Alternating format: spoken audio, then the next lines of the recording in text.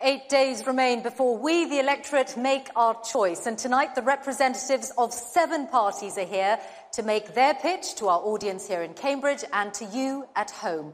Welcome to the BBC Election Debate 2017.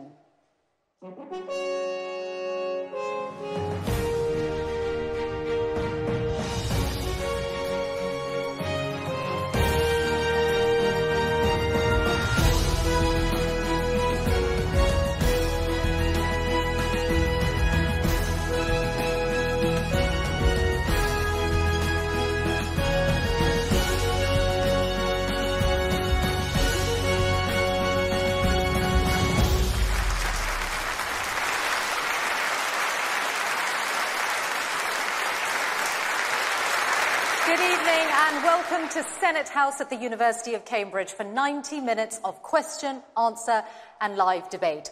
We invited the leaders of 7 parties to take part. Some are here, others chose to send senior representatives. Those here are Tim Farron, leader of the Liberal Democrats, the leader of the Labour Party, Jeremy Corbyn, Caroline Lucas, co-leader of the Green Party, the leader of Plaid Cymru, Leanne Wood. For the Conservatives, the Home Secretary, Amber Rudd, Paul Nuttall, the leader of UKIP, and Angus Robertson, the deputy leader of the SNP.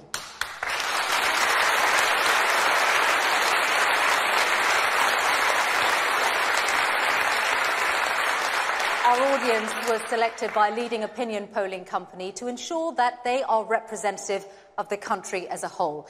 They support different parties. Some are undecided voters, and they are also equally split along the lines of last year's EU referendum. Half voted to leave the EU and half to remain.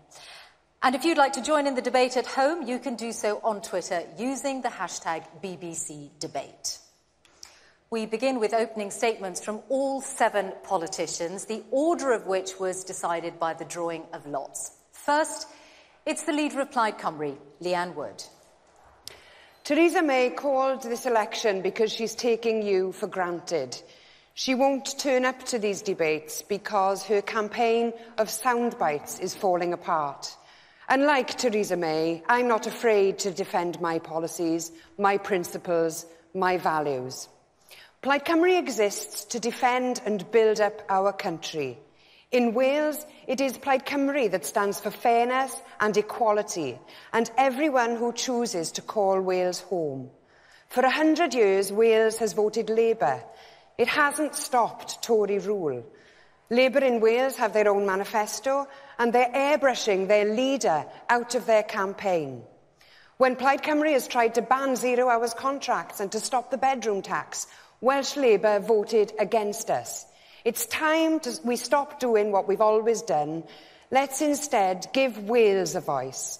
Give Plaid Cymru a mandate. Elect a strong team of Plaid Cymru MPs to fight for a successful future for Wales. And our next opening statement is from Caroline Lucas of the Green Party. On June the 8th, you can lay the foundations for a new kind of politics. Your vote can change everything. Imagine this. A country that leads the world in clean energy, not fracks its way to climate chaos. A country that spends its money on hospitals and schools, not nuclear bombs. A country that welcomes child refugees, not blocks them at the border. A country that's open to its neighbours, not isolated from them. A country that celebrates diversity, not fears it. A country that's friends with the good guys, not the climate criminals and the dodgy dictators. A country that cares for those with dementia, not one that taxes them. We've shown time and again, you don't need the keys to number 10 to open the door to change. On June the 8th, let's unlock that door together. Fearless Green MPs in opposition to the Tories. Independent Green MPs holding Labour's feet to the fire. Pioneering Green MPs to make our economy fit for tomorrow. We decide the future by what we do now. Vote Green on June the 8th. And the next of our opening statements is for the Conservatives from Amber Rudd. In 8 days, you have a vital choice to make about who you want to lead the country. Do you want Theresa May and her team? A team that has a plan, And it's one that doesn't duck the hard choices about living within our means, but is also a plan that will build on the success we have delivered. Success in cutting the deficit, stabilising the economy, getting more people into employment. It will build on our commitment to having a country that works for everyone. Now, there are 7 of us here tonight, and I'm sure you will hear plenty of bluff, bravado, and tempting, shiny election promises. But the only question to consider is who should be in number 10 to steer Britain to a brighter future. Jeremy Corbyn, with his money tree, wish list manifesto and no plan for Brexit, or Theresa May and her record of delivery, with her clear plan for Brexit and the strong team behind her who can make sure the country gets to that brighter future. And next, it's Jeremy Corbyn. Tonight, I am here to debate the future of our country. The question in this election is whether we want a country for the many or just a few. The state of our NHS, our children's schools, social care for older people, our young people saddled with debt. None of that is remotely strong or stable. And now the Conservatives want 5 more years of cuts to our vital public services to fund tax handouts for the wealthy few. Labour will make very different choices. There will be no tax rises for 95% of taxpayers, but we will ask those with the most to contribute a bit more so no one is held back from achieving their potential. On June the 8th, you have a choice. More cuts in services and living standards with the Conservatives, or vote Labour to transform Britain for the many, not the few. And now the UKIP leader, Paul Nuttall. UKIP will always put the interests of British people first, whether that is prioritising our NHS and social care over a bloated and ineffective foreign aid programme, or protecting those who are most at risk from wage compression because of unskilled mass immigration. UKIP will always stand up for those who have been let down and left behind by the Westminster elites. Now, a government's job, first and foremost, is to protect the public. Our police, our intelligence services, our armed forces and our border force must be given the tools and the resources they need to do their jobs effectively. But money isn't everything. Politicians must show leadership. They must, without fear or favour, ensure that our way of life, our values and our democracy is secure. I believe in our great country. I believe in British values. I believe in our way of life. And as you will see tonight, UKIP believes in Britain. The SNP opening statement from Angus Robertson. Good evening. This election is about the kind of country we want to be. Now, more than ever, Scotland needs strong SNP voices at Westminster. And SNP MPs will work with others to promote fairness across all of the UK. A vote for the SNP is a vote against Tory cuts that will harm our public services and push many more hard-working families into poverty.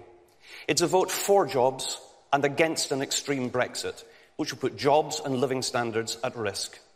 It's a vote to reinforce the right of the people of Scotland to decide their own future. We can't afford a Tory government which thinks it can do anything it likes without being held to account. And we can't give Theresa May a blank cheque to pursue any kind of Brexit, no matter the cost. In Scotland, the SNP is the only party strong enough to stand up to the Tories. So vote SNP for a strong voice for Scotland at Westminster. That voice is needed now more than ever. And for our final opening statement, the leader of the Liberal Democrats, Tim Farron. Where do you think Theresa May is tonight? Take a look out your window. She might be out there sizing up your house to pay for your social care. And why do you think she called this election? She wants 5 years as Prime Minister, and she thinks you'll give it to her, no questions asked, literally. Even if she brings in a dementia tax, sacks your kids' teachers and nicks their lunches while she's at it. We can all agree that is a rubbish offer. Look, I know we don't all agree on Brexit, but she's off to negotiate a deal for you, for me, for all of us. Imagine if it's a bad deal. I mean, dementia tax bad. I know that to persuade you to vote Liberal Democrat, I have to give you some really good reasons. So here's 3. 1, I'll rescue the NHS and social care by putting a penny on income tax. 2, I'll give you the final say on the Brexit deal, not Theresa May. 3, whatever power you give me, I'll use it to stop her taking you for granted.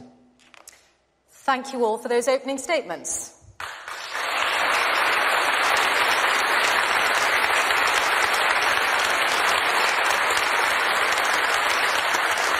Let's go straight to our first question, and it comes from Nicola Collins. I work, I pay my taxes. I haven't had a pay rise in years. I live alone and see all my bills going up. Working people are the backbone of this country. How are you going to help people like me? Thank you, Nicola. Amber Rudd, your party's presided over this squeeze in living standards. Well, thank you, Nicola, for the question. My party has presided over making sure that people on lower wages are able to keep more of the wages they earn. We must take it within context.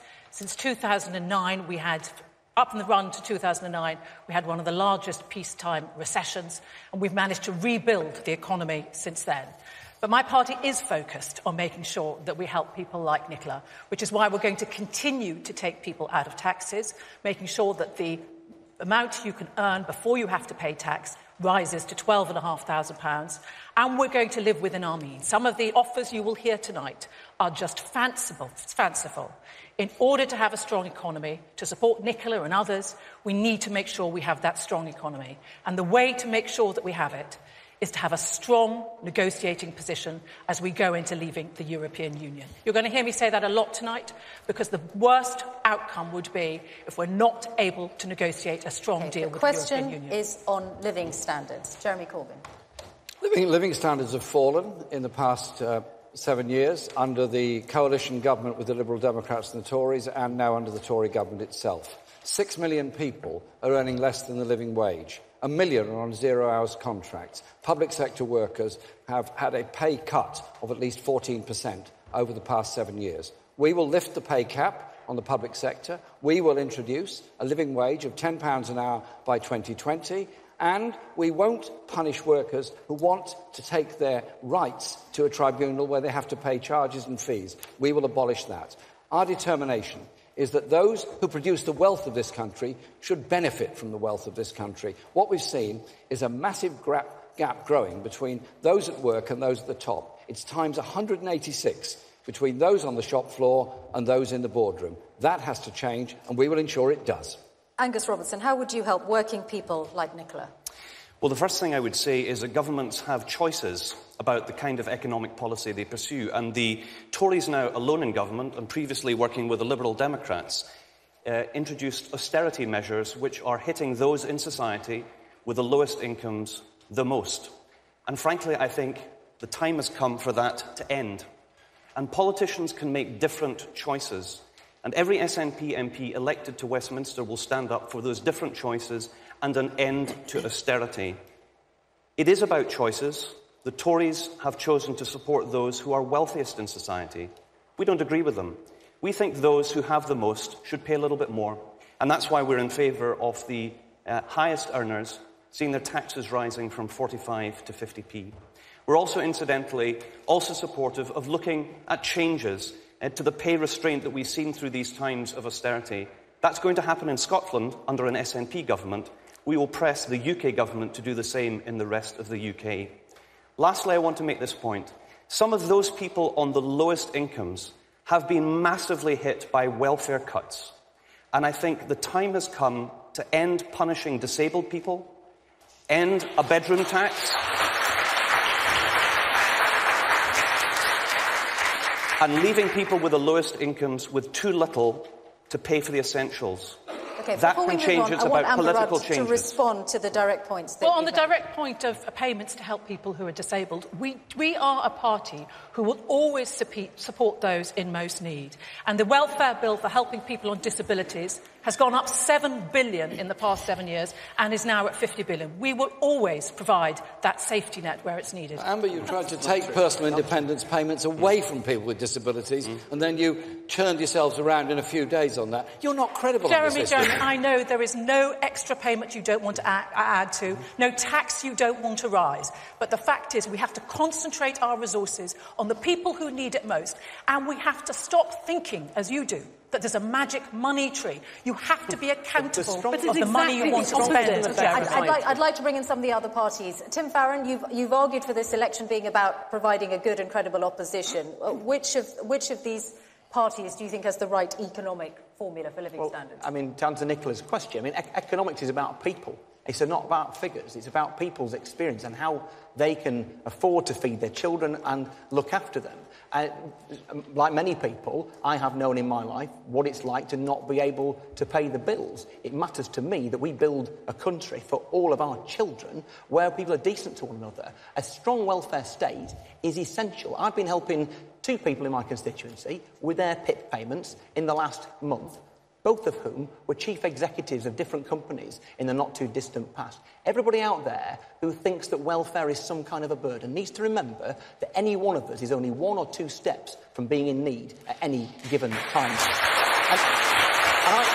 And just to answer the question specifically, what will we do? We will end the benefit freeze. Since the crash in 2007-8, the public sector pay freeze as well, but since that crash, public sector workers have probably borne the brunt of those cuts, whether it be nurses, teachers, doctors, social care workers. But you also need to support people to be able to go to work and have the ability to choose it. That's why we'll invest that money, £3.6 billion, into childcare for 2-year-olds, £5.6 billion for the 9-month to 2-year-olds, to make sure parents have got the ability to go out to work. Because the measure of the society that we are is whether we look after those at the Caroline bottom Lucas of the Green Party. Well, I want to come back to Nicola's point, because I think the situation that you described, Nicola, is something that people feel up and down this country. You know, and for Amber to say that this is a government that actually cares for those most vulnerable, I think is downright insulting to the kind of people that I see in my constituency surgery.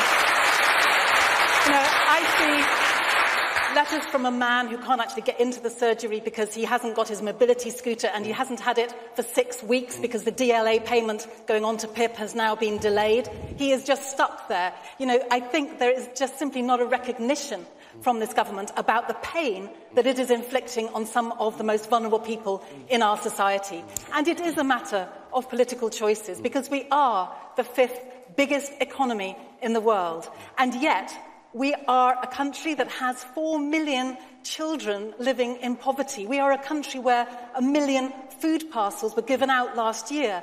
That is just simply quite wrong. And so the Green Party is quite upfront about saying we would make those with the broadest shoulders pay more. We would reverse the changes in corporation tax, which has allowed Theresa May to come up with this vision of the country as some kind of bargain basement tax haven. You know, corporations should be paying their way as well.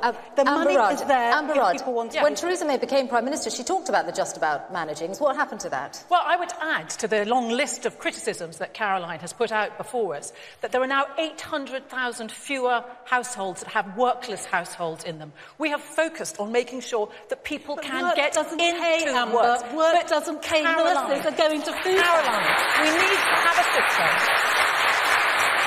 You cannot ignore the fact that over the past 7 years there have been another 3 million people that have got into jobs. You attack the reductions in corporation tax. You talk about corporations, I talk about jobs. What we need to have is the investment to make sure that people can get those jobs, so they can have the dignity of the jobs, so they can feed their family and they can work and achieve. What kind of jobs? Hang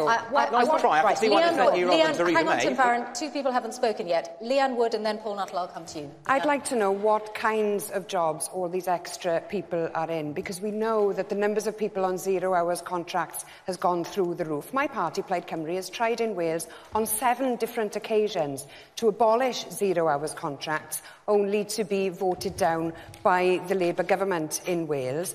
But it is a scandal that those people, especially in the public sector, who are on the highest wages, get paid pay increases. Politicians have had pay increases, yet those at the bottom have been squeezed. And it's immigrants then who are scapegoated and blamed for those wages being squeezed, when it's Tory austerity that is the real cause of that problem. Paul Nuttall.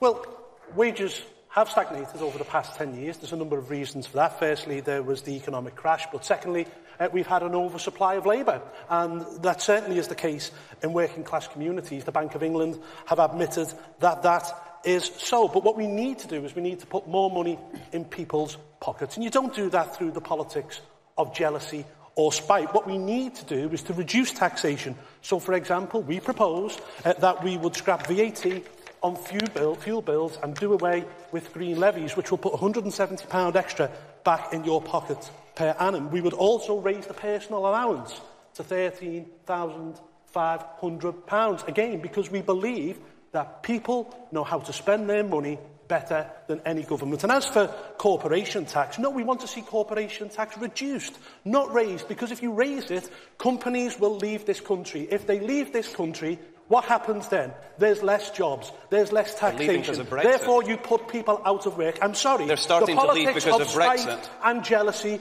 does not work. Okay. Jeremy Corbyn, I'd like you to respond, please, to the point about corporation tax, because that is a risk you're taking. Paul, that is complete nonsense, if I may say so. Raising... Our corporation tax has been consistently lowered by this government with the support of the Liberal Democrats since 2010. Yeah. What we're proposing is to put it up during the lifetime of a Parliament to 26%. Yes, but that is less... May I finish? That is less than it was in 2010.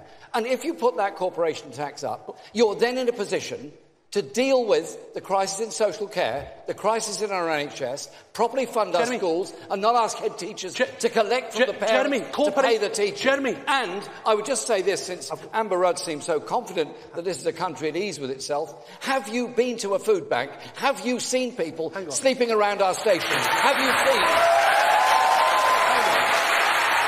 Have you seen the level... Jeremy, I need have to you answer seen that. the I'd levels like to of poverty answer that exist I'd like to answer because your of attack. your government's Of course, conscious decisions on benefits? Jeremy, if you the want... way to Jeremy, have people out of food banks, the way to have people not using food There's banks... two of you coming at me now. I'm not sure which I'm going to take. ...that they can can have take me good next. jobs. Represent Theresa May. No, I'm sorry, if you want to take us back to the 1970s, then, you know, it'll be bad for the economy. Look, corporation tax in Ireland is 12.5%. Jeremy Corbyn, I'd like you to answer a specific point about the many... You made many spending commitments in your manifesto. They are going to cost a lot of money. You would also add to borrowing. How does that create the economy that enables more to be spent on working people who need it? Well, what we've had is a government for the past 7 years that has borrowed more, run up a greater deficit and cut public services at the same time and had the lowest growth rate of any industrial country. It isn't... The system they have is not working. What we're proposing is to raise corporation tax, yes, in order to make the funding commitments that I've already outlined, but it's also to establish a serious national investment bank to invest in infrastructure all around this country so we do get a sustainable, growing economy. We cannot go on giving money away to the very rich. This government's proposing another $60 billion in tax giveaways in the next 5 years. Instead, I say turn it round and invest in the future of all of our people. I'd like to first get Paul Nuttall on this, and then I'll come to you, Tim Farron. Businesses will leave this country, and if businesses leave the country, they're leaving there's less already tax. because of Brexit, Paul. They're leaving already. Businesses will...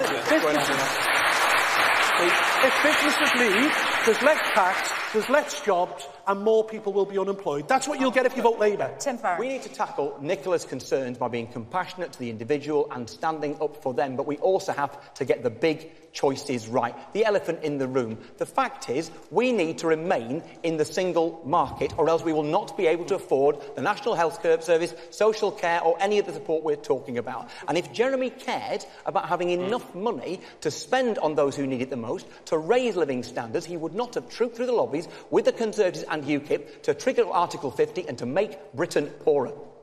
Amber Rudd, I'm sure there will be an opportunity to debate that, but I just have to take on some of Jeremy Corbyn's fantasy economics.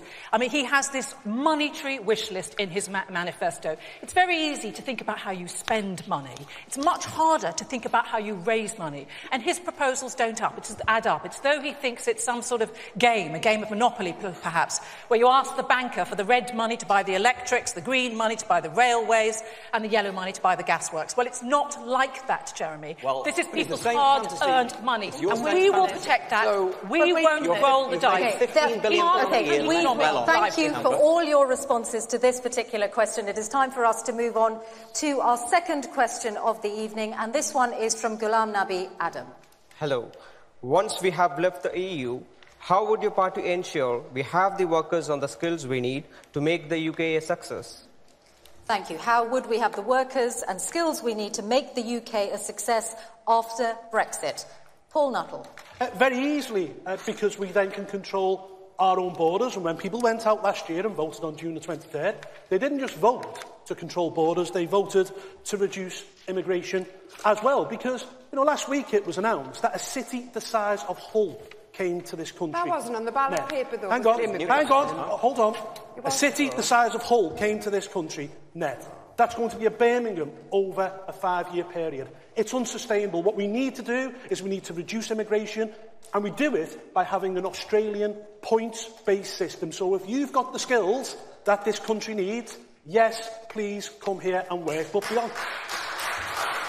beyond that, we have to get the population under control, because if we carry on the road we're on, we'll have a population of 80 million by the middle of this century. Now, you just think what will happen. There'll have to be a huge school building programme. There'll have to be new hospitals, new motorways, a new rail network, new houses. We're already having to build a house every 7 minutes simply to keep up with the numbers of people coming to this country. We reduce immigration, have a points-based system, it will be good for the economy and it will be good for social. Can I just take this? I've made a lie. Last week, he needs to be picked up on that lie. A middle-aged Asian man on his way home from work was abused and called racist names and called a terrorist. He had just finished 50 hours saving lives after the Manchester bomb. He was a doctor. And that is what happens when you demonise immigrants. Absolutely. That is what happens when the language...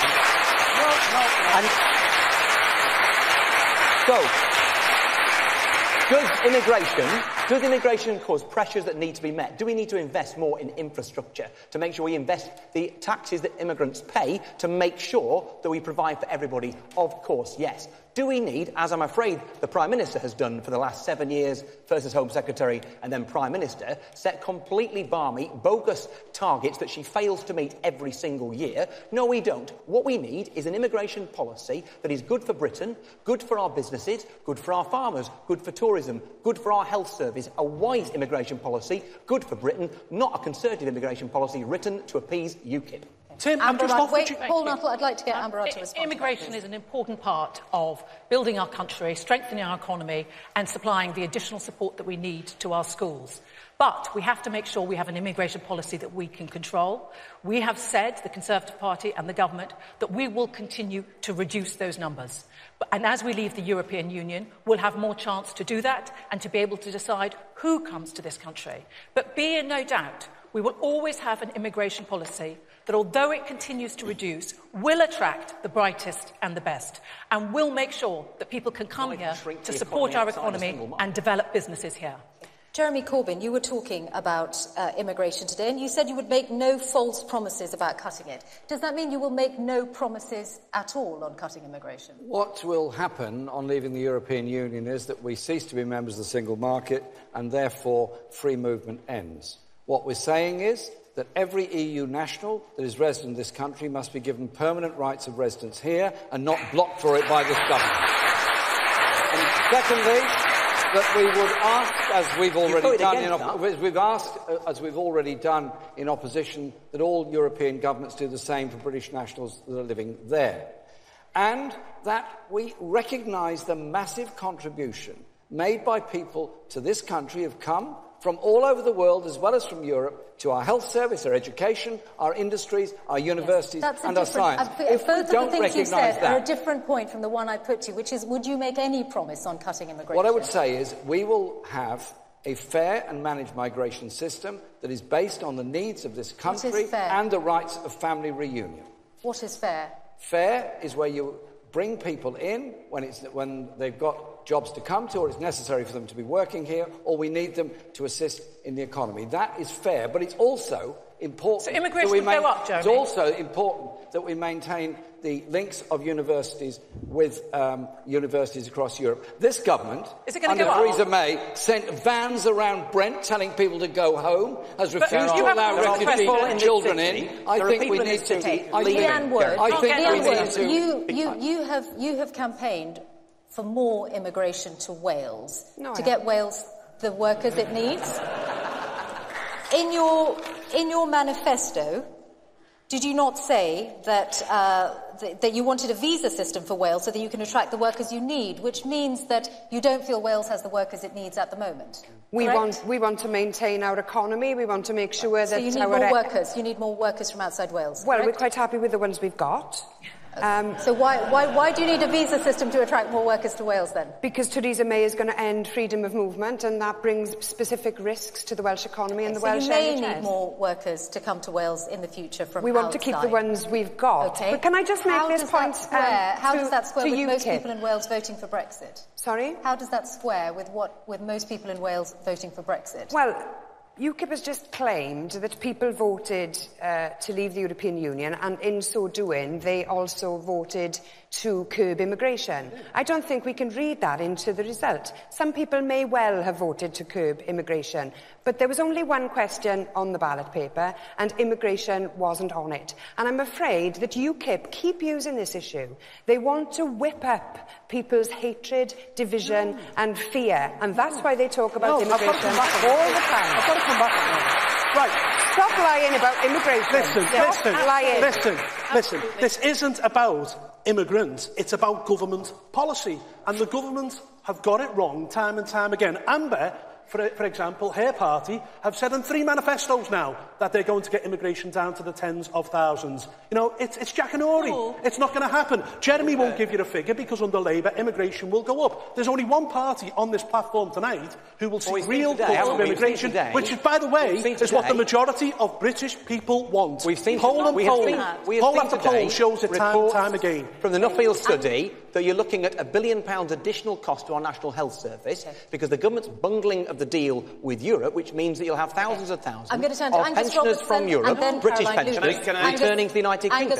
Can I just say, I think this debate shames and demeans us all. I don't think there's anyone in this room or anybody watching this debate from Cornwall to Caithness who does not understand the positive contribution that people have made to this land who've come from the rest of Europe and the rest of the world. And demonising those people is totally unacceptable.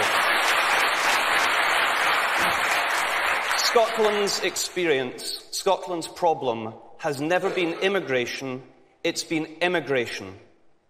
Now, it may well be the case that there are different realities in different parts of the UK. I accept that.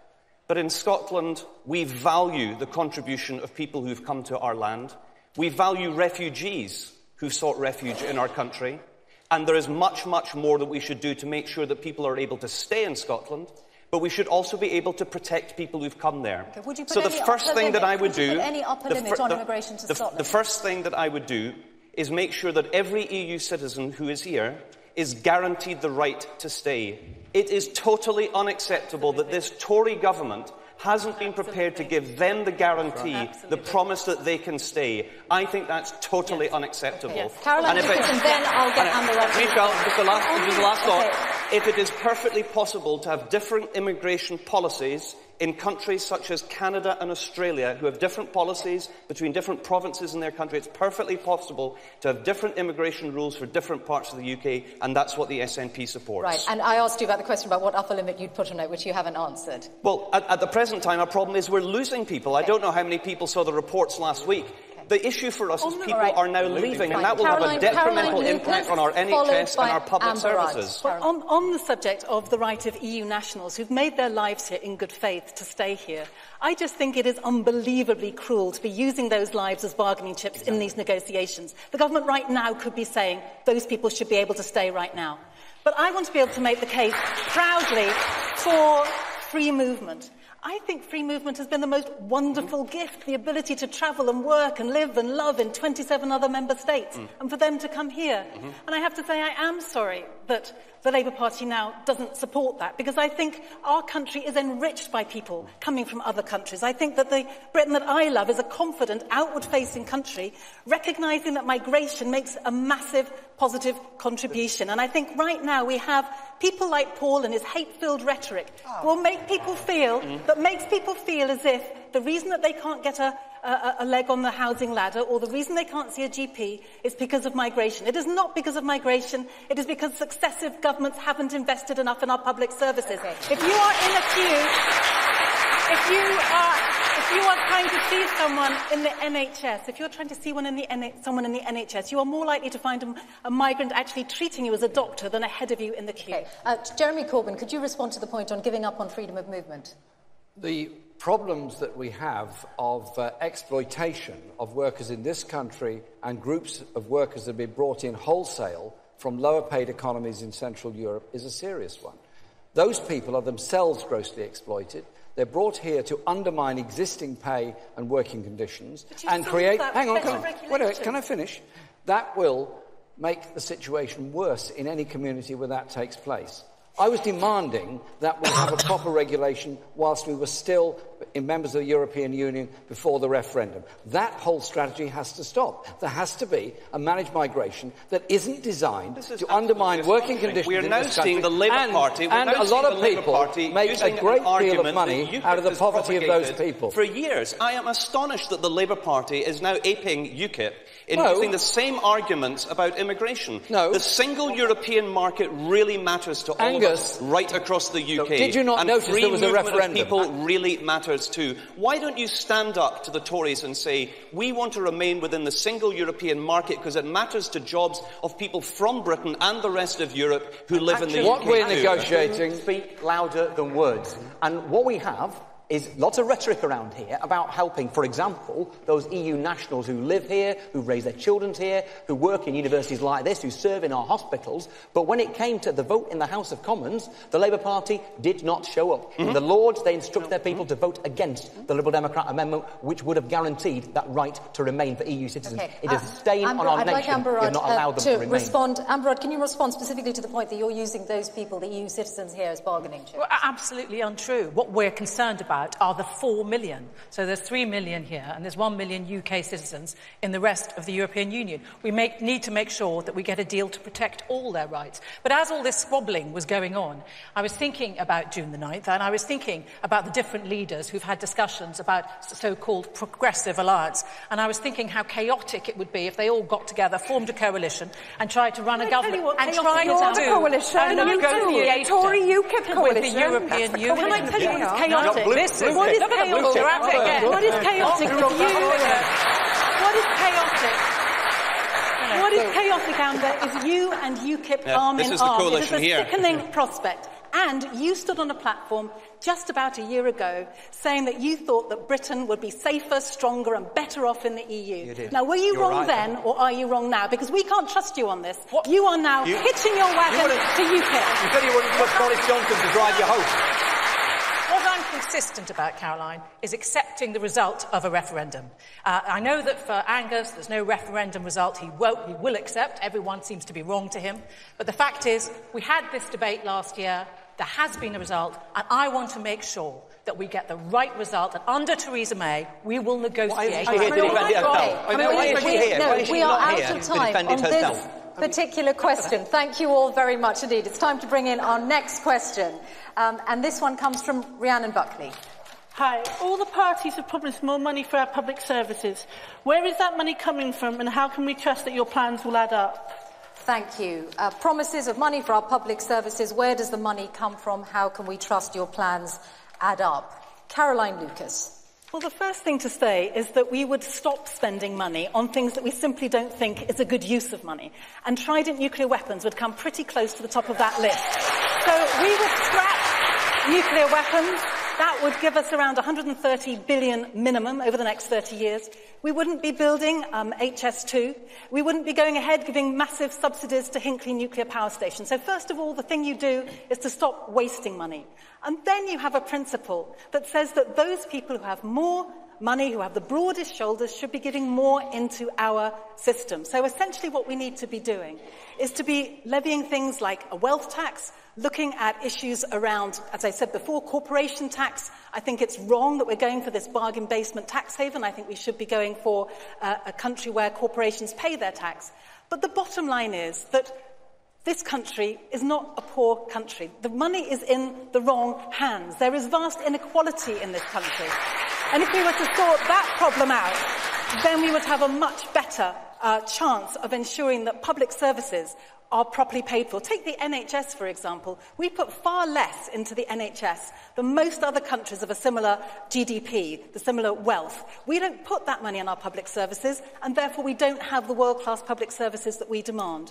The Greens are really clear that for us, public services should be in public hands, they should be not having the private sector in them, and they should be properly resourced. Thank you, Caroline Lucas. I'm going to turn to Amber Rudd. The question is about trusting the plans, and in your manifesto, there was a notable absence of costings. Well, I would say, in answer to that question, judge us on our record. On our record, we have cut. We have cut the deficit. We have cut the deficit. We've reduced taxes for the lowest paid, and we've made sure that we've continued to invest in the NHS, 1.7 trillion which is getting another £8 £8 billion a year by the end of this Parliament. But the only way we can have that money to invest in our public services, and we know the importance of our public services, our schools, our hospitals, is to make sure that we have a strong economy, which does sometimes mean making difficult choices, those sort of choices that no other party here is prepared to face up to. We have to make sure that we control our spending so we have that strong economy. But the sure way to bust our economy, to lead to danger, is to have false negotiations with the EU, to have the sort of leader like Jeremy Corbyn, supported perhaps by the people here, who would create just confusion when trying to deal with the 27 different states. Say that. Jeremy Corbyn. I'm very clear that we will negotiate tariff-free trade access to the European market so that our manufacturing industry jobs are defended and supported, and we have a growing economy as a result of that. We have made a number of very clear spending commitments in our manifesto. They're set out here in a spending plan. They're also set out in the manifesto itself. The government, the Conservative government, has made a lot of choices. We know what those choices are.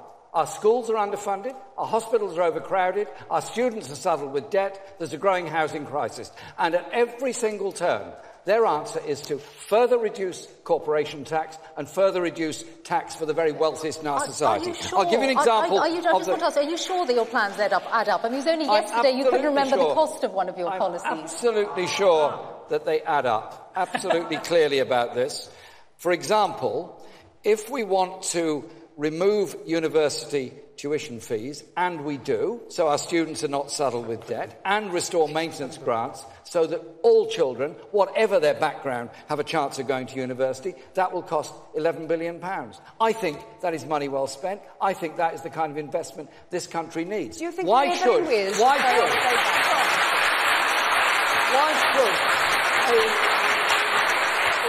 a child's future be determined by the postcode in which they're born? That's why we are determined to bring in free preschool, 30 hours a week from 2 to 4-year-olds, and make sure that every primary school child gets a free lunch every day so they can learn while they're properly fed. But Jeremy, you have a Labour government in Wales and they aren't doing those things. You have a Labour government in Wales that is charging students to go to university. Yeah. Why are you saying this here when you have an example of the Labour government This is a UK government and a UK government policy. So Labour's different in UK and different in Wales? It's going to be a UK policy, and it will mean that the money is made available there by increasing tax, not for the first 95% of the population, but the other 5% to ensure the funds are there. Because I am fed up with... I'm absolutely fed up with the idea that so many children growing up in poorer households and poorer communities don't get the same chances as others to get to university and get on in life. They lose, and we all lose, because we lose those skilled, brilliant people that want to contribute to our community. Angus Robertson, your manifesto also included major spending promises, an extra £180 billion for public services, UK-wide. Yep, it's actually 128 billion. The different sources are rescheduling the UK's finances in 10 billion, that's 118 billion, and 10 billion in funds to be raised through taxation, largely through the 45 to 50 pence tax raise change. I'm just interested by Jeremy, following SNP policy on tuition fees. I'd like to congratulate you, Jeremy. It's a shame your party north of the border had to oppose your SNP so regularly on things. But can I bring up a really serious issue, which I think has been the biggest so far in the campaign? And that relates to social care and to pensions. And I think when older people are facing the most likely prospect, which is a re-elected Tory government, sadly, and they are promising a dementia tax, an end to the winter fuel payment, and cuts to the pension, I think those people deserve to know by how much. Exactly. And they haven't been told. Now, the Prime Minister didn't have the guts to come along this evening to tell us. So I'd like to challenge... I would like to challenge Amber Rudd. I would like to challenge Amber Rudd to tell us the answer to that question now, because they must have costed it. They must know how much money that will bring in. Please tell the pensioners of this country how much they will have to pay to fund Tory austerity. How much? OK, don't give up on me quite yet, Angus. It's only halfway through the debate. Theresa May not be here, but I hope to make a good fist of setting out the Conservative Party policy. Please answer the question. We've made a clear decision to make sure that we protect the poorest in our society, which means that the pensioners will be protected, that winter fuel payment won't be paid to millionaires. What's happening to the triple lock? It'll be focused. But so where will the level be put then? Where will the level be put? Where will the level be put? Under a Labour government, the pensioners saw a rise in their pensions of 85p in 1 year. Under this government, we've seen pensioners' pay rise by over £1,000. Can you now commit then protecting the triple lock? Are you going to protect the triple lock? No, we've said very clearly. Are you going to protect the triple lock? Jeremy, have you not read my manifesto? I'm happy to give you a copy afterwards. I'd love to have one, but I'd like the answer now. Are you going to protect the triple lock? No, they're going to get rid of it, Jeremy. They're going to get rid of it. Amber Rudd, could I ask you, please? There are two specific points here. One is about the level of the cap on social care, and the other is you also haven't said at what level you'd be means testing the winter fuel payment. We have said we will consult on that, but I can tell you very clearly that the billionaires will not be given it. But Jeremy has particularly asked me about looking after pensioners, and I would like to answer that. We will always look after pensioners, ensuring they have the dignity and security in retirement. And we have made sure, we have committed to making sure that their pension will always be uprated according with earnings or inflation. That is so different to the commitment they got under Labour. Are you going to protect the triple lock? Tim Farron. That Amber Rudd is not answering. Yep. You see, what we have is a general election in 8 days' time. Theresa May assuming a colossal landslide. That's why she thinks she can ignore it all and not bother turning up tonight. And she's telling you, we will take your house off you, and we will allow you to know how much we'll let you keep after you've given me a colossal majority. So if tonight you resolve to vote Conservative on the 8th of June, you are resolving to give Theresa May permission to do what she likes. And that's with education cuts, that's with NHS cuts. Do not give her a blank check.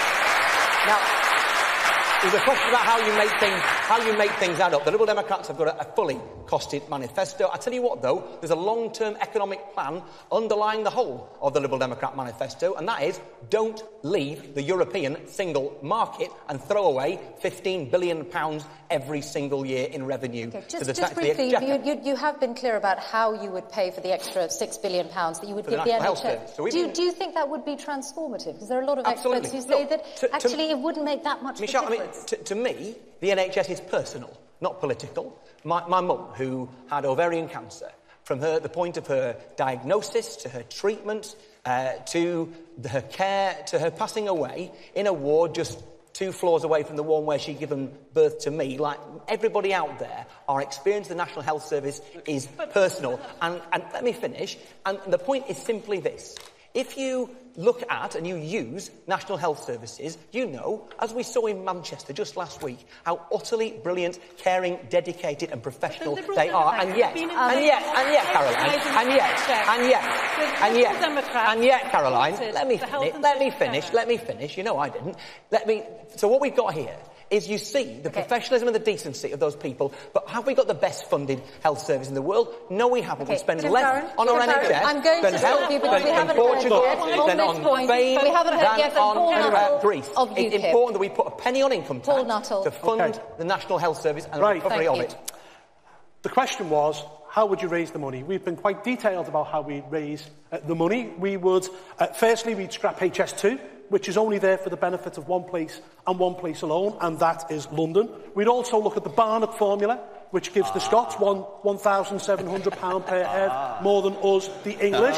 It needs to be scrapped. We'd also get an EU dividend. And finally, the £350 million. The famous £350 million a week. We would slash a foreign aid budget, which is costing the British people £30 million every single day. And we would transfer that money to the National Health Service, and that's why, because we're prepared, we can't hear him speak. Because we're prepared to look at different priorities, we can give the NHS an extra £9 billion a year, £2 billion extra for social care. It's not that long ago that you called the NHS a monolithic hangover from days gone by. Let's privatise it. You want to privatise it? When did you change your mind? And in the areas of procurement, I think I was right. I think the NHS could do better. However, what I will say is we're going into this and the last general election with a clear commitment to keep the NHS in public hands and put £9 billion extra in. And that's taking money from a foreign aid budget, as I say, which is costing us at the present moment of time £13 billion every single year. Thank you all for your responses to that question. Just a reminder that if you want to have your say on tonight's debate, you can join the conversation on social media using the hashtag BBC Debate. We still have time for more questions from our audience here in Cambridge, and we can go to the next of those questions now, and it comes from David Mansfield. Good evening. What are your priorities for making Britain a safer country and the world a safer place? Thank you. What are your priorities for making Britain a safer country and the world a safer place? Angus Robertson. Well, the first thing is I imagine at the forefront of your minds, and I'm sure I speak for all of my colleagues here, at the forefront of all of our minds are all of the families who suffered the devastation to their loved ones and relatives with the attack on Manchester. What happened there was a horror, and sadly it's happening far too often, both here and round about the world. So I think the first thing that we need to do is that we do need to take safety and security seriously. We need to invest in the police, not cut them as has been the case in England. In Scotland, we've managed to maintain police numbers, so that's my first step. Let's make sure we back the police, give the resources that they need, back our intelligence services who do a tremendous job. There's been some discussion, has there not, about the link between UK foreign policy and becoming perhaps a terrorist threat, and I think that's a dangerous link to draw. However, I would say this. I think we are right to question our intervention in different parts of the world, in Afghanistan, in Iraq, in Libya. And the lesson I draw from that is not that it is wrong sometimes to intervene. We agreed that helping people in Libya was a good thing.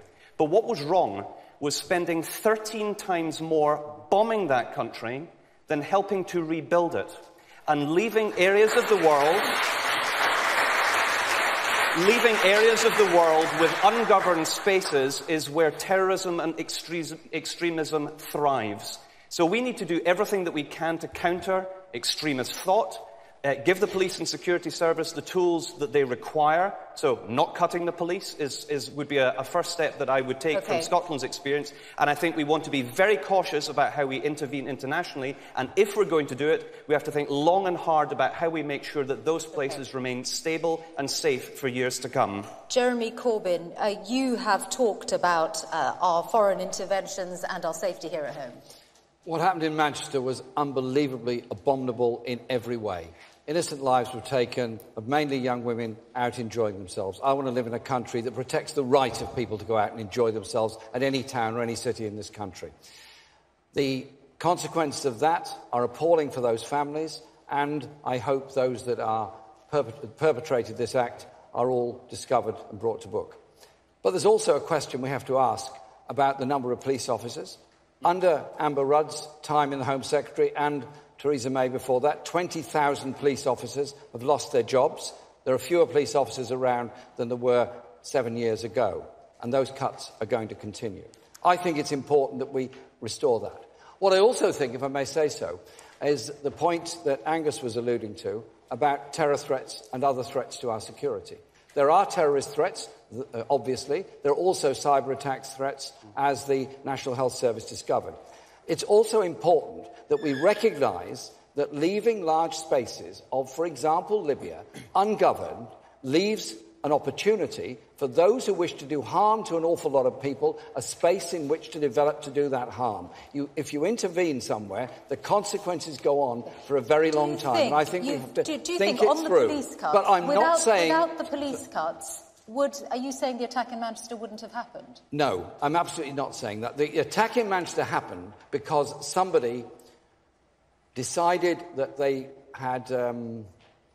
wanted to go and kill a large number of people for some perverted belief in their minds. They have to be dealt with, and those people that were under threat have to be protected. What I'm also saying is, though, it would be extremely unwise for any government to ignore, any government anywhere in the world, to ignore what is happening in Libya, where large areas are left ungoverned and very dangerous forces are arising there. What we need to do is recognise the human rights and justice of people all around the world and be prepared to support them, not just go in and bomb and do nothing about it afterwards, which is what happened in Libya.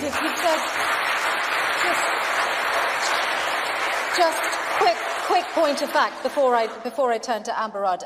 Diane Abbott has talked about 10,000 more police officers. You're saying 20,000. No, I said 20,000 have been cut by the Conservative government. Right, so you would we would put 10,000 more on. What I would also want to add, and I think it's important, is the response of people in this country to what happened in Manchester.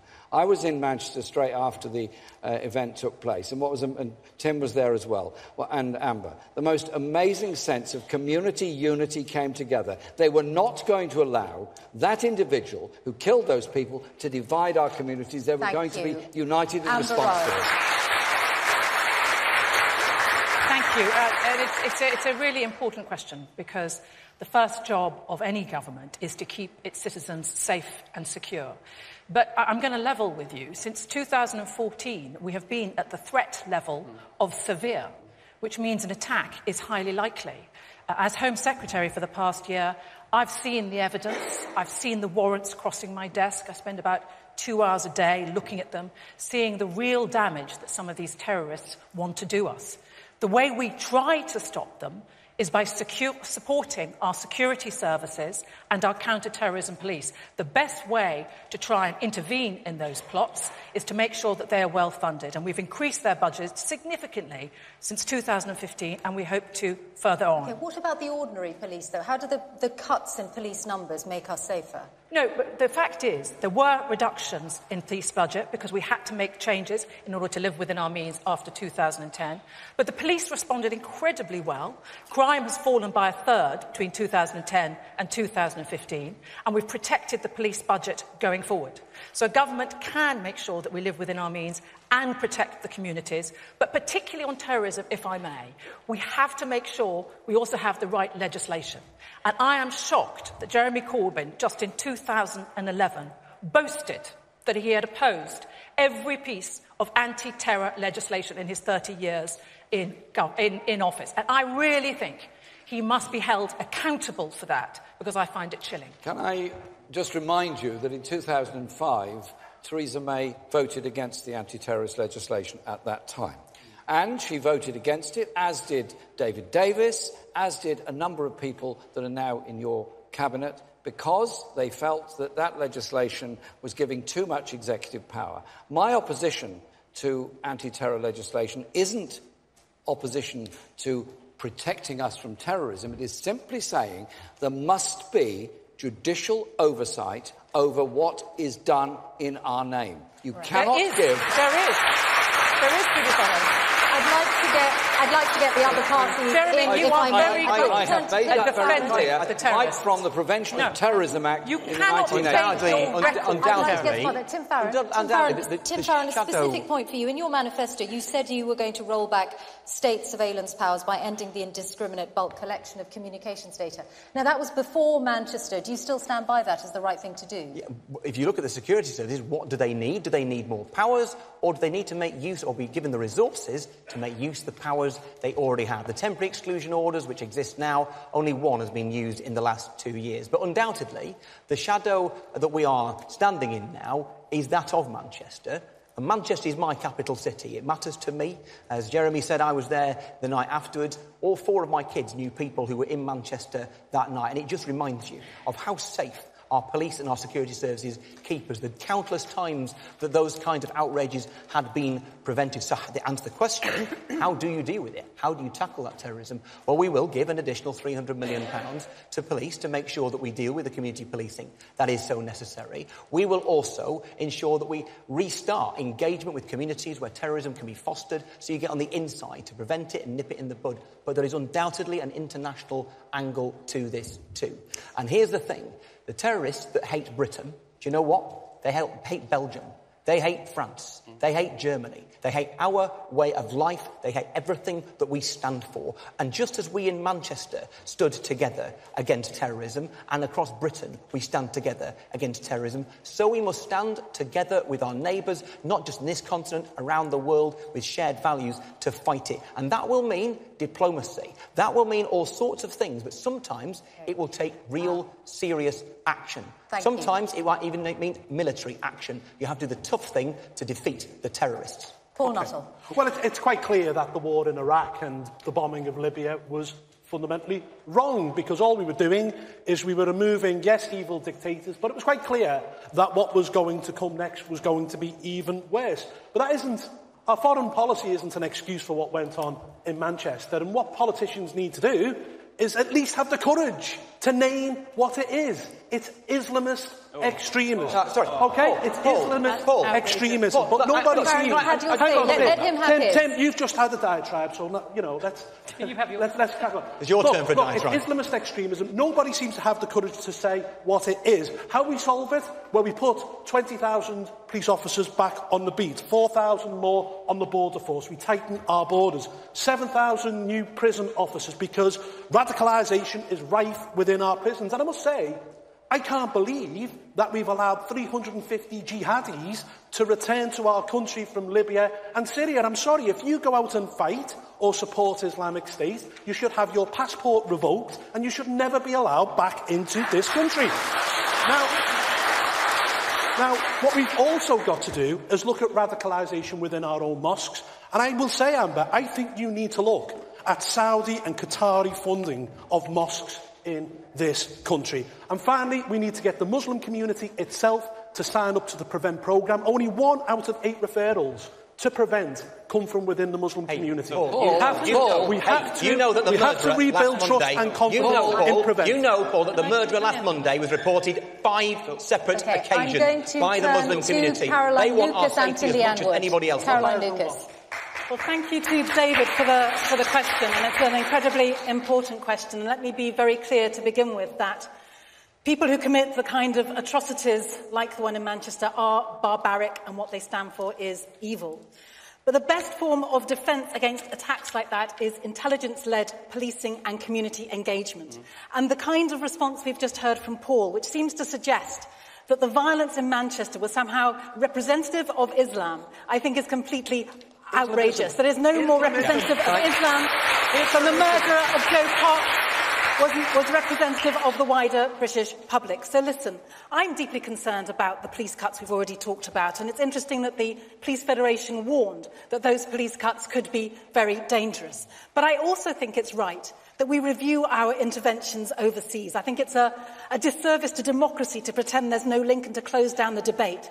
The former head of MI5 herself has said that the invasion of Iraq exacerbated the terror threat to the UK and was, in her words, highly significant in terms of homegrown extremists.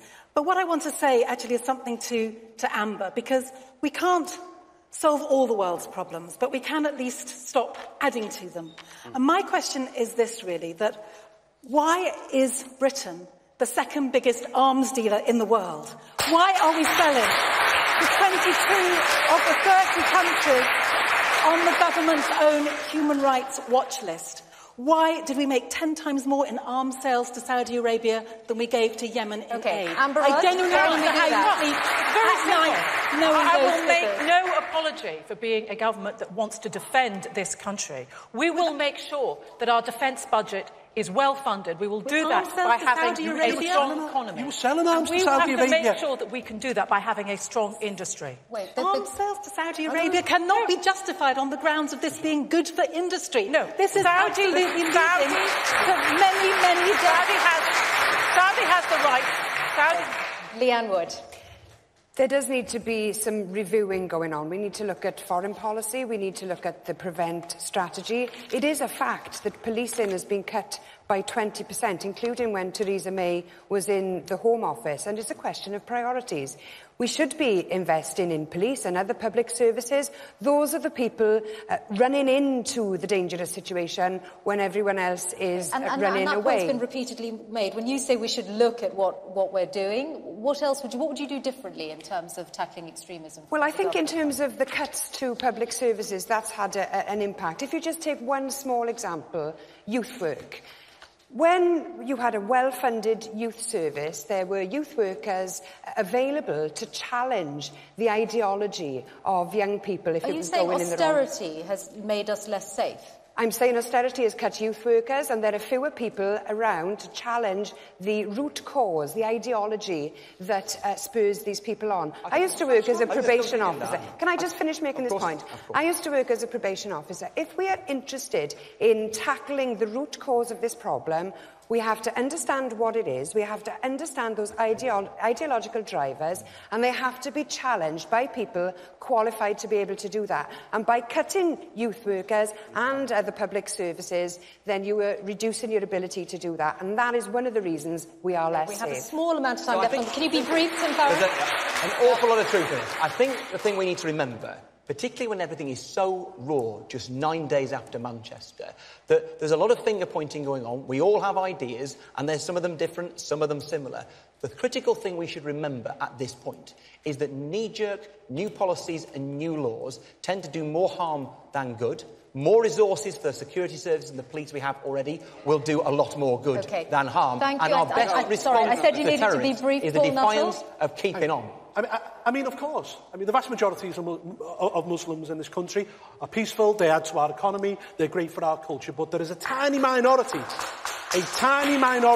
within that community who hate who we are, hate the way we live, hate our democracy, and I've called it a cancer in the past. Radical Islam is a cancer and it needs to be cut out. If not, there'll be more attacks like Manchester. And you haven't ruled out locking up suspected terrorists. Sorry? You haven't ruled out locking up suspected terrorists without trial. Would that really make us safer? Well, frankly, I've said nothing should be taken off the table. As far as I'm concerned, you know, when MI5 tell us that there's a possible 23,000 jihadis out there who want to do us harm, I'm sorry that I was always... Let me finish. I was always put Angus Robertson British lads over the human rights of any jihadi any day. Thank you. I remember the question was about terrorism and extremism, and you notice that UKIP went straight for Muslims.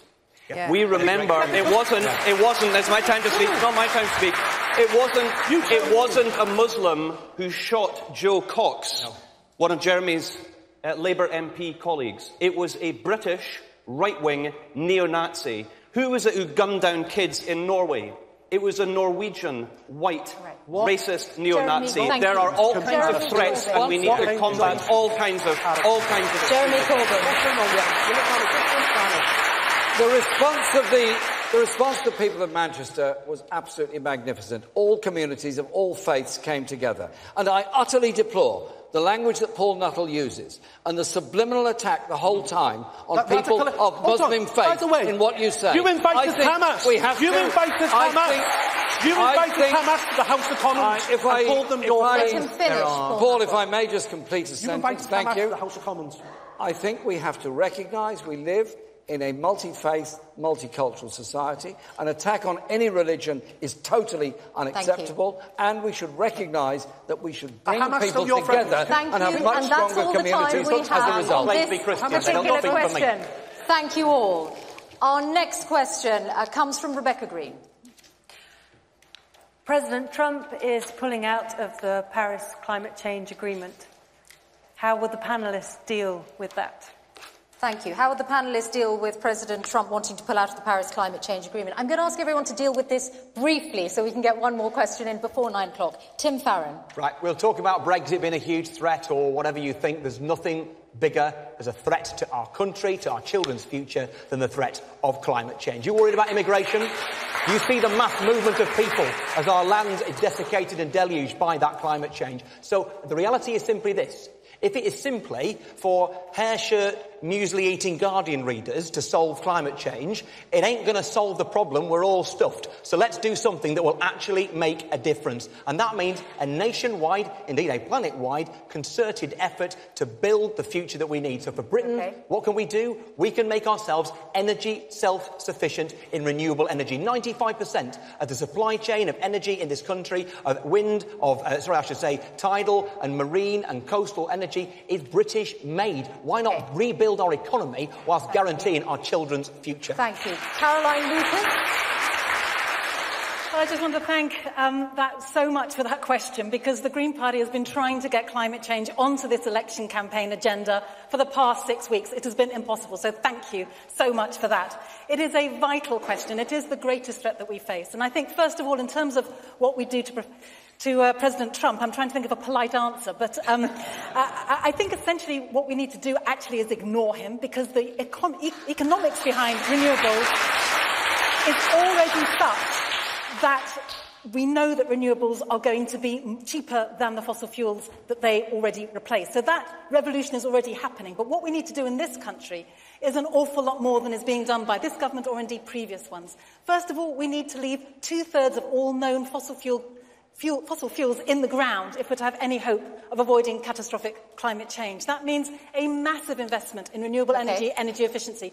Amber Rudd, of course, was the Energy Secretary for a while, but under her we did not see the kind of transition we urgently need to see if we're serious about climate change. So we do need to see keeping fossil fuels in the ground, not giving fossil fuel subsidies. We need to see no fracking, not the kind of fracking that is being planned all around the country under this government.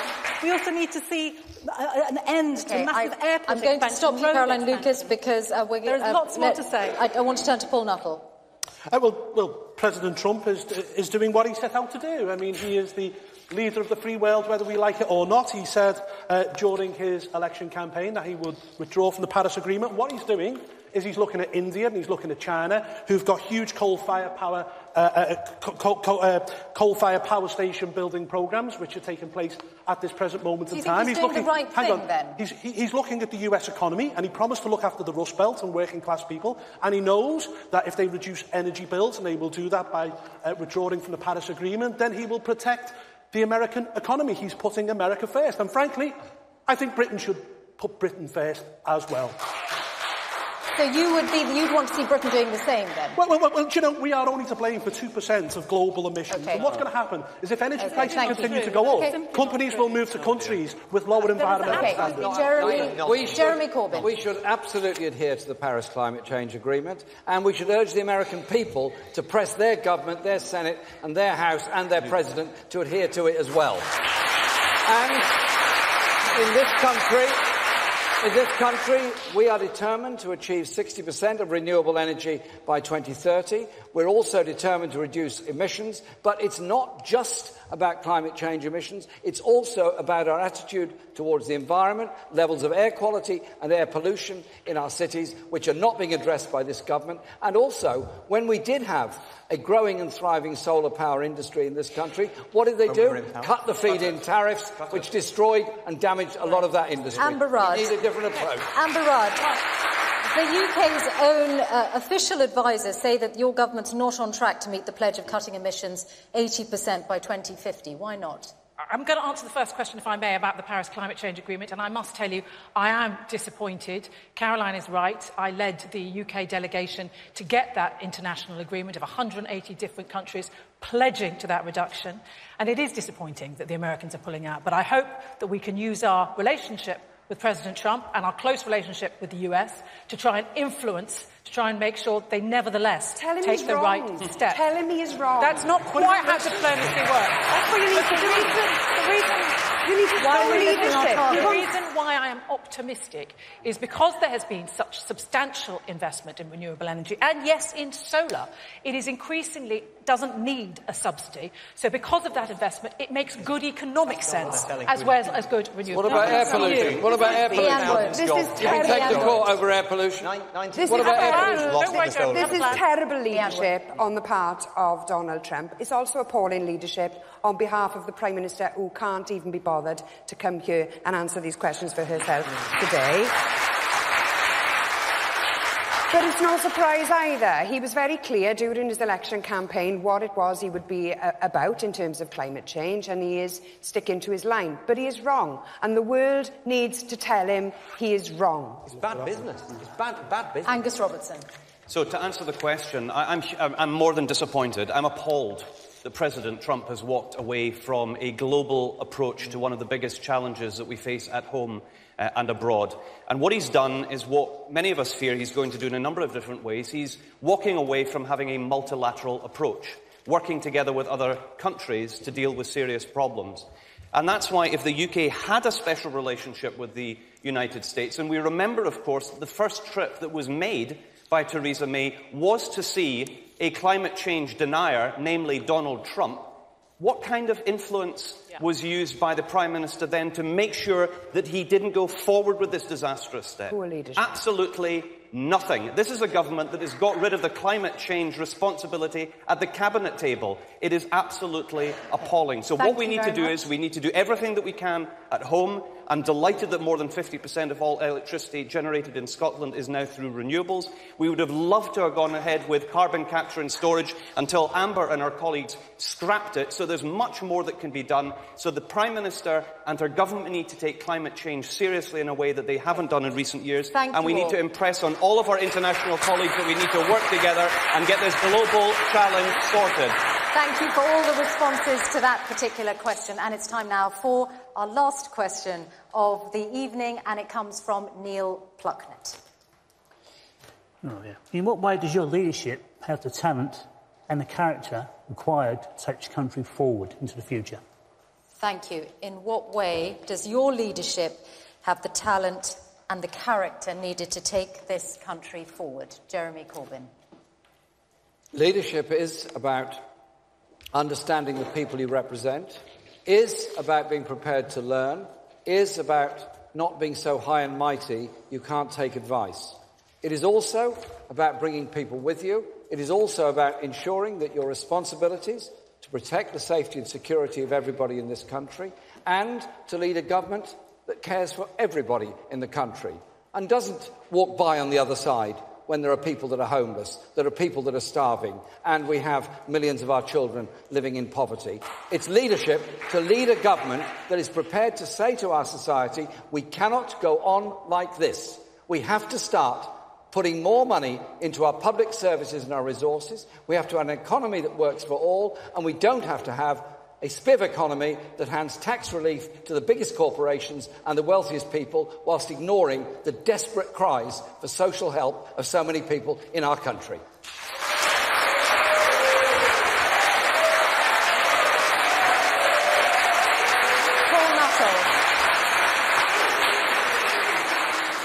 Paul Nuttall, your leadership. Well, I've never changed my stance, pretty much, on anything. I don't flip-flop. I've always been, for example, a Brexiteer. And look, back when I joined UKIP, you don't join UKIP for a career. You join it because you've got principles. And our principle was simply this. We wanted to get our country out of the European Union, and we were very successful on June the 23rd last year. Now, what we've got to do is we've got to ensure that we get the Brexit that people voted for. A Brexit whereby we control our own borders and cut immigration. We get full control of our waters back and our fisheries. We take full control of our laws and bring them back to Westminster. We leave the ECJ and indeed the ECHR. We're free to sign our own trade deals all over the globe, and we're out of the single market. And most importantly, we pay no divorce bill to the European Union, because since we've been members, since 1973, we've paid £183 billion net in membership fee alone. I'd be strong enough going into these negotiations. I just hope the Prime Minister is as strong. Would you refuse to pay your dues if you were going through a real divorce? Then? Sorry? Would you refuse to pay your dues if you were going through a real divorce? Well, look, listen, we have given... Good question. We have given that club 183 billion since 1973. We've got 9 billion tied up in the European Investment Bank, and indeed we own lots of its real estate. We all know what about blokes like you. Look, we all know listen, about blokes don't talk like down this country. We are the fifth largest economy you want a free divorce? in the world. It doesn't happen that way. In the real world, there's no such thing as a free divorce. You have to pay your dues. Look. Okay. This is all about.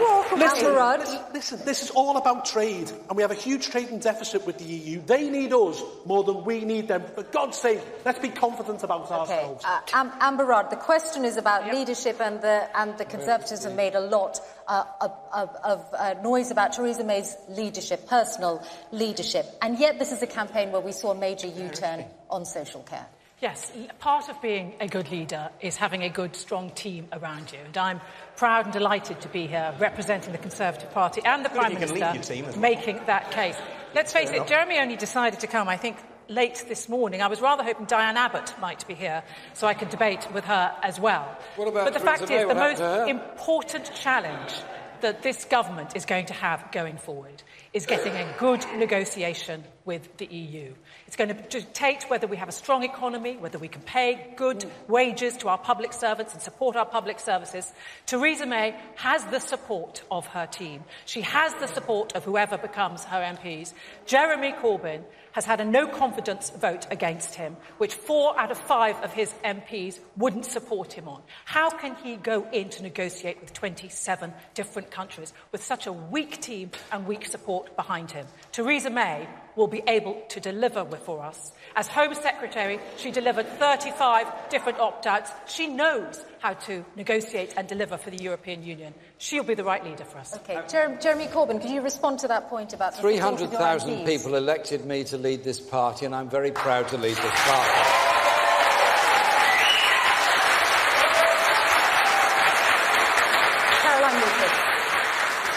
I think the first rule of leadership is to show up. You don't call a general election. You don't call a general election and say it's the most important election in her lifetime and then not even be bothered to come and debate the issues at stake. Now, I feel quite unique here tonight as a co-leader, and I'm proud that the Green Party pioneers new ways of doing things. We want to see job sharing in all kinds of aspects of our lives because we believe that 2 heads are often better than 1, and so I'm very happy to be there with my co-leader, Jonathan Bartley. But what leadership is about, it is about listening. It is about recognising that all of us have leadership qualities. And in particular, I think it's about trusting the public. And on that issue, I do not understand why this government will not allow the people to have the final say on the EU referendum. Why can we not have a ratification referendum when we see the final deal of what Theresa May or whoever it is brings back from Brussels? Why can we not trust the British people to have that final say? If they like what they see, that's great. But if they don't, the way to have another look at that is by voting Green, because we will say on that ballot paper that you should have the right to remain in the EU if that's what you choose when you see the small print. Because since this referendum was called, we have seen so many lies told. I'm going to turn to Tim Farron. What are your qualities of leadership? Well, good leaders don't run away from a debate. And Theresa May undoubtedly should be here. Without a shadow, whatever we've discussed this evening, her absence is undoubtedly the shadow that hangs over this election. How dare you call a general election, then run away from the debate?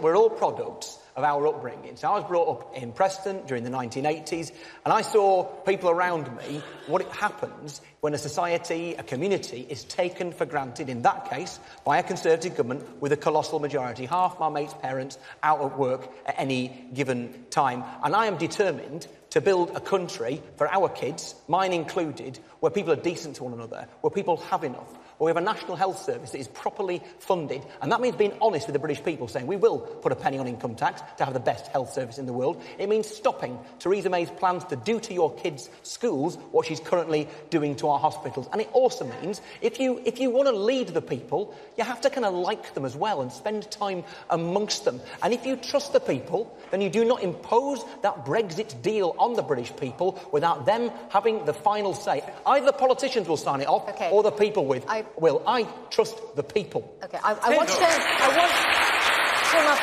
turn to Angus Robertson, who hasn't spoken yet in this section. So real leadership is about putting the country before you put your party. And I think we all now know that this was a totally unnecessary election, and the only reason Theresa May called it was that she thought she was going to have a massive majority as a result of it. Whatever happened to strength and stability? Where's strength and stability gone? Weak and wobbly is where we are, not so much the Iron Lady as the U-turn Queen. That is not the leadership that we require. In contrast,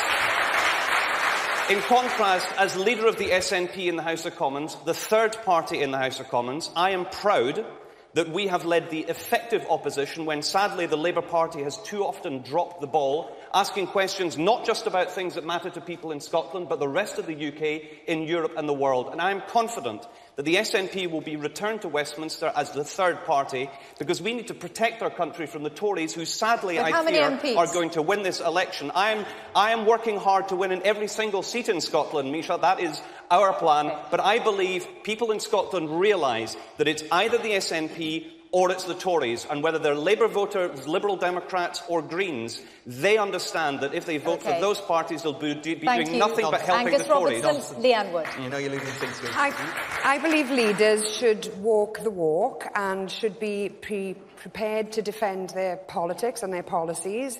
They should also be prepared to stick to their guns, and it's shocking that Theresa May has U-turned on so many things. There wasn't going to be an election. Now there's an election. There wasn't going to be a tax on the self-employed, or there was going to be a tax on the self-employed, and then it was abolished. And then there's this latest U-turn on the dementia tax. So I'm not one for U-turns. Plaid Cymru will stick to our manifesto promises, and Plaid Cymru will lead for Wales. Thank you.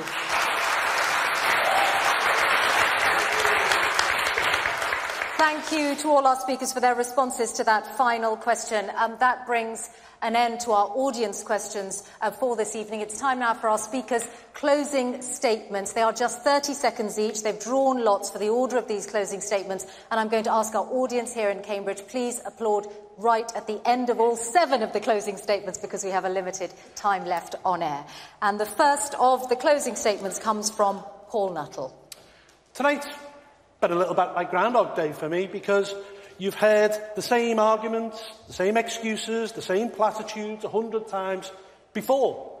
UKIP will always be the outsider in British politics. It'll be the one that the Westminster elites and the establishment media want to mock and ridicule. But we have been proven right. Proven right on Brexit. Proved right on immigration. Proved right on grammar schools. Proved right on protecting our police and security services. On June the 8th, it's your decision. Your country, your vote. Vote UKIP. Caroline Lucas, co-leader of the Green Party. Tonight, this country stands at a crossroads, and the choice is stark. You can stand up for what really matters, values of openness, tolerance and compassion.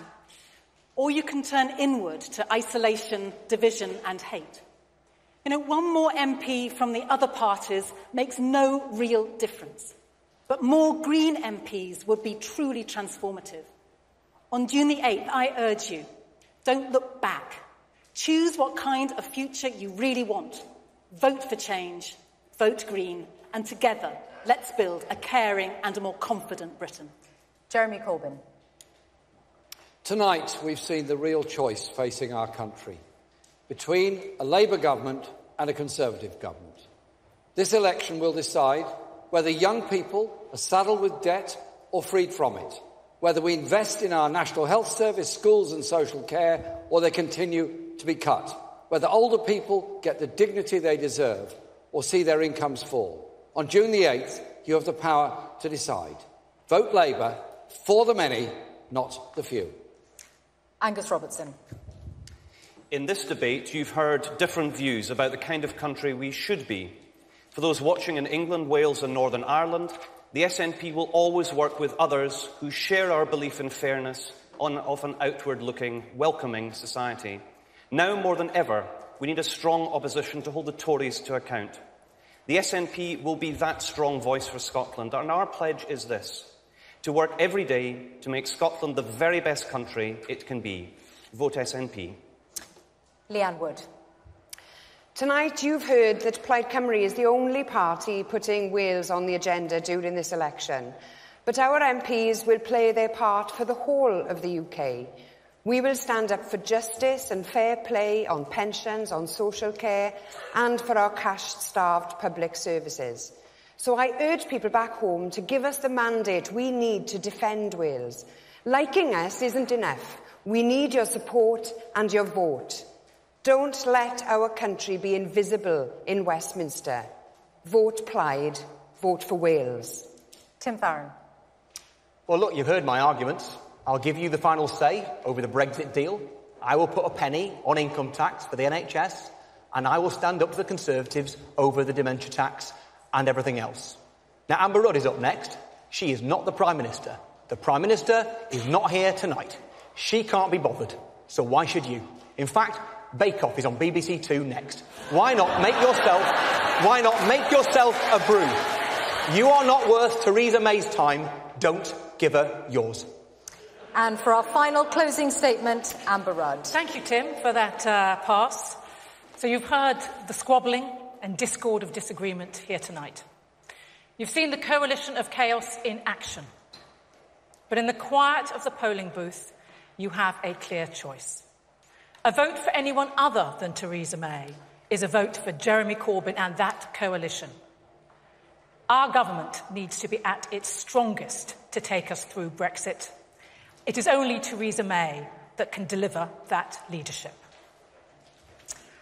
Well, thank you all. There is going to be live reaction to tonight's debate on the BBC News channel, and on Friday, Jeremy Corbyn and Theresa May will be taking part in a special edition of Question Time from York. I'd like to thank all our audience here in Cambridge, especially those whose questions were used tonight, and to all of you watching at home, and indeed to the 7 politicians who took part tonight. From all of us here, goodbye.